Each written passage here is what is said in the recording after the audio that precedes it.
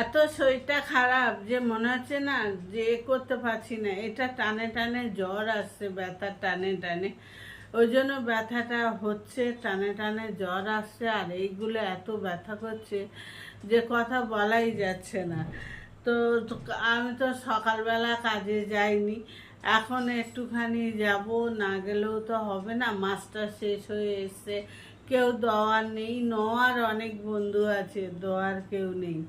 হ্যাঁ, যে ঠিক আছে ওর একটু অসুবিধে, ওকে দিন না, সে চাওয়া যায় না। আমি তো 5 মাসে বুঝেই গেছি যে মানুষ কি করতে পারে।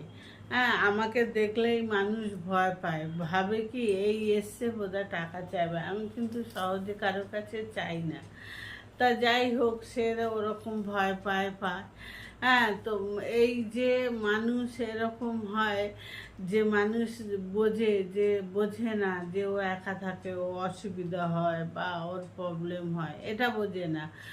দিতে পারলে সবাই খোঁজ নেবে, না দিতে পারলে কেউ খোঁজ নেবে না, দিয়েও শান্তি হবে না। ও এইটুকু দিয়েছো, হ্যাঁ, এই এই কটা টাকায় কি হবে? হ্যাঁ, যখন 50-20 হাজার টাকা এরকম মানে করো, এইটুকু দিয়েছো, এইটুকু দিয়ে কি হবে? এইটুকু দিয়ে কিছু হবে না। মানুষের এই ধারণা, কিন্তু মানুষ বোঝে না যে ও ওই বা কোথায় পাবে, বা ওর শরীরটা ভালো না, এটা কিন্তু মানুষ বোঝে না।